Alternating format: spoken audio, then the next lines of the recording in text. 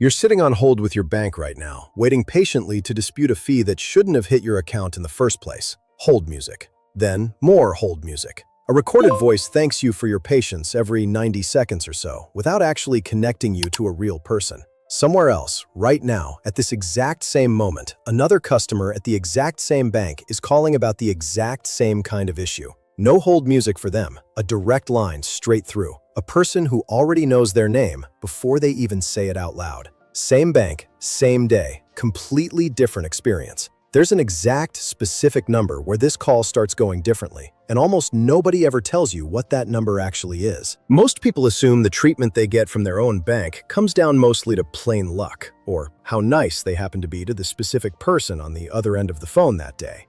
That's genuinely not what's actually happening behind the scenes.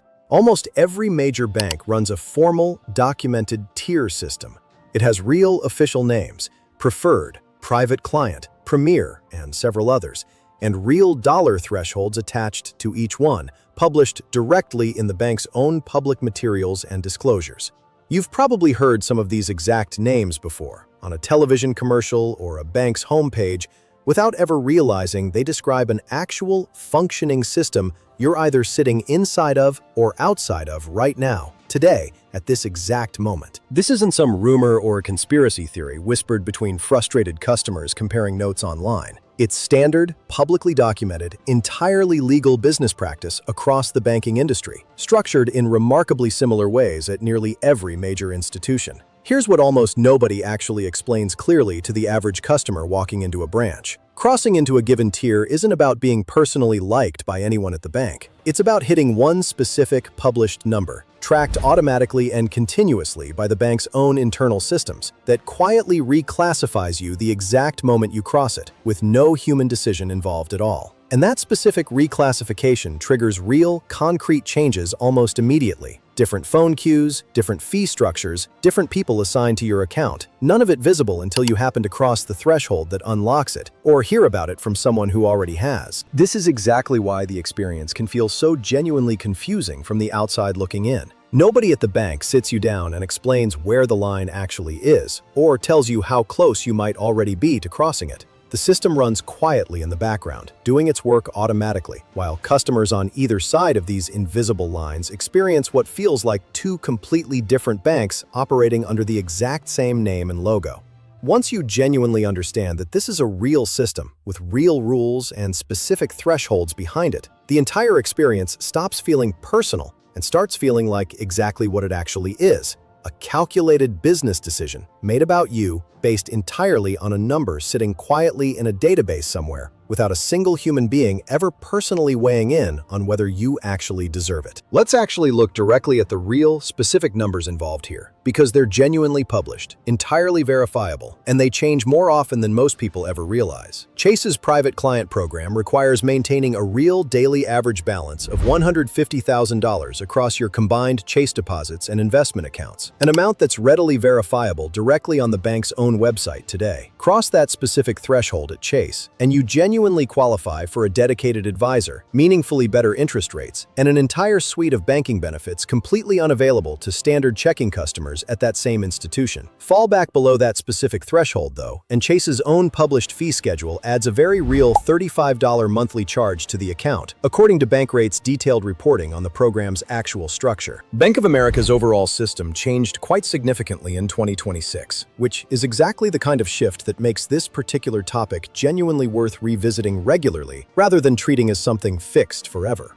For many years, the bank's Preferred Rewards program required a minimum combined balance of $20,000 just to join at all. In May 2026, Bank of America restructured the entire program completely from the ground up, officially renaming it B of A Rewards for all customers going forward. The new version dropped that original $20,000 entry requirement completely and entirely. Anyone with an eligible checking account can now join with absolutely no minimum balance required at all. But the top tier itself certainly didn't get any easier to reach. It actually got considerably harder. The single best available rewards bonus, previously unlocked at around $100,000 under the old prior program structure, now requires a full $1 million in combined balances just to access that equivalent top tier benefit. Beyond these two specific banks, banks, the broader private banking industry as a whole generally starts somewhere around $100,000 in investable assets, with some institutions setting the bar considerably higher, sometimes up toward $1 million or more, before a client genuinely qualifies for true private banking treatment, according to consistent reporting from both Bankrate and NerdWallet on the subject. These specific numbers aren't secret information hidden away somewhere. They're published directly on each bank's own official website, sitting in plain, public view for anyone willing to look. Almost nobody actually reads that far into the fine print, though, which is exactly why so few people ever realize precisely where they actually stand relative to these thresholds at their own bank. It's also genuinely worth being honest about something specific here. These exact figures can and do shift meaningfully over time, sometimes without much public notice or announcement at all, in exactly the way Bank of America's own program just demonstrated in real time throughout 2026. A threshold that sits at $100,000 today might genuinely sit somewhere entirely different a year or two from now, depending on internal decisions made by that specific bank's leadership team, driven by profitability targets, competitive pressure, or shifting business priorities that customers rarely get to see firsthand. That's precisely why understanding the general pattern behind these thresholds matters considerably more, long-term, than memorizing any single specific number today as if it were permanently fixed and unchangeable for the rest of your life. Once you actually cross one of these specific thresholds, the changes that follow aren't vague, abstract, or subtle in any way. They're specific, concrete, and often genuinely immediate, sometimes within the very same week. The first thing that genuinely, noticeably changes is who actually picks up the phone on the other end of the line when trouble strikes. Standard customers get routed patiently through a general automated call center system, cycling through recorded menus before eventually reaching whichever specific representative happens to be available next in that day's queue. Customers who've crossed above that specific qualifying threshold get assigned a real, dedicated relationship manager or private banker instead. Someone who already has their complete account history pulled up before the call even fully connects. Someone reachable through a direct line that skips the general queue entirely, every single time without exception. Fees change next, and they change in ways that genuinely add up over a full year. Monthly maintenance fees, often $35 or more a month, at the exact accounts we just covered in the previous section, get waived entirely and completely automatically. Overdraft fees sometimes get waived as a simple courtesy that standard customers are simply never offered in the first place at all. Wire transfer fees, out-of-network ATM fees, safe deposit box fees, all of it can quietly, invisibly disappear entirely the moment someone crosses into a genuinely qualifying tier. Loan terms shift meaningfully too, in ways that aren't always advertised openly or clearly to the general public at large. Customers sitting comfortably in these tiers often receive genuinely preferential rates on mortgages and personal loans, sometimes described internally within the bank as relationship pricing, where the institution factors in the entire scope of someone's overall business relationship, rather than evaluating a single loan application in complete isolation. There's also a subtler, more interesting shift worth naming clearly here, one that goes well beyond fees and phone lines entirely. Once someone crosses into one of these tiers, the bank starts proactively reaching out with opportunities rather than waiting for the customer to come asking. Investment products, refinancing options, and even estate planning conversations. The bank initiates these discussions specifically because retaining and growing that relationship has become genuinely worth its time, attention, and resources. Below the threshold, though, that same customer's account simply doesn't generate enough activity or profit to justify that same level of proactive outreach and attention, no matter how loyal or long-standing the underlying relationship actually is. None of this genuinely requires the customer to ask for special treatment directly or negotiate for it in any real sense. It happens completely, entirely automatically, triggered entirely by the balance itself, the exact moment the bank's internal system recognizes the threshold has finally been crossed. That's precisely what makes the entire experience feel so different from the inside. It doesn't feel like simply being upgraded to a better tier. It feels, quietly and unmistakably, like suddenly being seen for the very first time. To genuinely, truly understand why this entire system works the specific way it does, it actually helps to hear it directly, in detail, from someone who spent their real career sitting on the other side of these exact decisions. A private banker who spent a full 15 years working directly inside the industry, describing the actual role in a piece published earlier this year, offered a genuinely candid, detailed account of what banks are actually evaluating when they quietly decide how a given customer gets treated. And the picture that emerges from this particular account is considerably more specific and considerably less arbitrary or random than most people watching from the outside would ever assume. According to this particular account, balance alone genuinely isn't actually the entire story that banks internally are reading when they make these decisions. Banks are also watching behavior patterns quite closely. Things like how consistently someone genuinely saves over time, how they handle credit responsibly or irresponsibly, and whether their spending habits suggest genuine, sustained financial discipline, or simply a temporarily large number sitting in an account for the moment. Two customers with completely identical balances can be read entirely differently by the exact same institution, depending on what the underlying pattern behind that specific balance actually suggests about their likely future value as a long-term client. One specific, illustrative example from this account illustrates the point clearly. Spending habits that trace directly back to how someone was raised financially, whether they grew up with money or without it, tend to persist even after someone's actual income or balance changes dramatically. Someone who spent years being genuinely careful with small amounts, watching every transaction closely and consistently, often keeps that same instinct even once they've accumulated a genuinely large balance. And according to this account, that specific instinct is precisely the kind of behavioral signal that experienced bankers learn to recognize almost immediately, sometimes faster than the balance figure itself would suggest. This distinction matters enormously because it genuinely reframes what's actually being evaluated behind the scenes. Banks aren't simply rewarding raw wealth for its own sake, as a kind of moral judgment about who deserves respect. They're actively trying to identify which specific customers are likely to stay loyal, grow their overall relationship with the bank meaningfully over time, and generate real, sustained profitability across many years rather than through a single isolated transaction. A large balance that arrived only recently, without any established pattern behind it yet, doesn't automatically trigger the exact same treatment as a considerably smaller balance that's been carefully built and consistently maintained over a long stretch of time. This particular insider account doesn't describe or suggest a system deliberately built on favoritism toward people who happen to already be wealthy. It describes instead a system genuinely built on prediction, a calculated attempt to identify, using whatever real signals happen to be available, which specific customers represent the most valuable long-term relationship for the institution going forward. It's calculated, systematic, and profitability-driven in nature, not personal in any meaningful sense at all.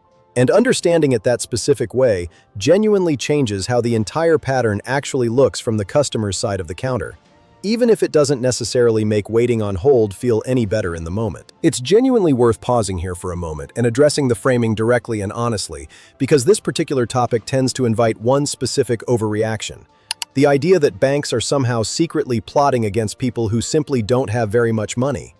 That's genuinely not what's actually happening here, and treating this pattern that way completely misses the real underlying mechanism entirely, in a way that ends up being less useful than the more accurate, calculated explanation. Banks are businesses first and foremost, and like virtually any business operating with limited resources, they allocate those specific resources toward whichever relationships genuinely generate the most value for the institution overall. A dedicated relationship manager costs the bank real, ongoing money in salary, benefits, and dedicated time. Waived monthly fees represent real revenue the bank actively chooses not to collect from that particular customer. Preferential loan interest rates mean the bank is knowingly accepting a smaller profit margin on that specific loan in exchange for something else valuable. None of this comes free to provide at any real scale, which genuinely means banks have to decide, deliberately and continuously, exactly where it actually makes financial sense to offer it and where it simply doesn't. This is genuinely the exact same underlying logic that shows up consistently across almost every consumer industry that currently exists in the modern economy. Airlines offer noticeably better treatment to their most frequent flyers, consistently, across every major carrier in the industry. Retailers offer noticeably better treatment to loyal, consistent members of their established rewards programs, without much controversy. Credit card companies offer meaningfully better rewards and benefits to customers who consistently spend more money through their specific cards. Banking simply isn't uniquely calculating or cynical in this particular regard, when honestly compared to any of those other major consumer industries operating the same way. It's simply more visible and more emotionally loaded because money itself happens to be the actual product being offered, which makes the tiering feel considerably more personal than it ever would with something like airline miles or a simple grocery store punch card. Understanding this distinction genuinely doesn't make the actual experience feel any better in the moment while you're the one sitting on hold. And it absolutely shouldn't be mistaken for an argument that the system is inherently fair, or that it should necessarily stay structured exactly this way going forward. It simply means the accurate, honest target for any frustration isn't, "My bank secretly, personally dislikes me specifically." It's a calculated business model, applied consistently and systematically across millions of customers, that most people never actually receive a clear, honest explanation of until they happen to go looking for one themselves. So think back carefully to that specific phone call from the very beginning of this video, the one stuck on hold, competing directly against another customer somewhere else who was having a completely different experience at that exact same institution, at that exact same moment. That difference wasn't luck. And it wasn't about which customer sounded nicer on the phone. It was a number. For Chase, that number sits precisely at $150,000 in combined deposits and investments held with the bank. For Bank of America's current top rewards tier, it now sits at a full $1 million, following the 2026 restructuring covered earlier in this video. For private banking more broadly, across the industry as a whole, the general range typically starts somewhere around $100,000 and climbs considerably higher from there, depending entirely on the specific institution involved and its own internal policies. Knowing that number doesn't automatically put a single additional dollar into your account. It doesn't shrink the actual gap between where you currently stand and where the next threshold sits. But it genuinely does something quietly useful in the meantime. It turns an abstract, frustrating feeling into something concrete and specific instead, something you can actually go check directly against your own bank's published materials, rather than simply wondering silently why the experience feels the particular way it does every time you call.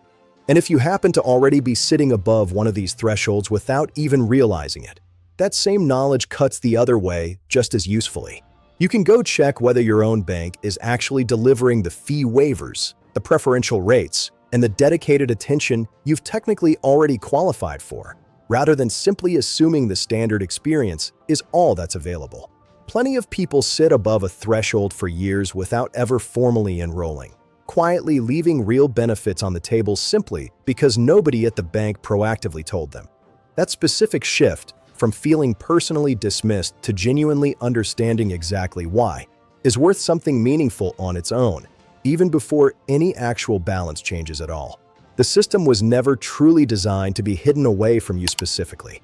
It's simply rarely explained clearly to the average customer, which is precisely why so few people ever go looking for the specific number sitting quietly behind their own experience at their own bank.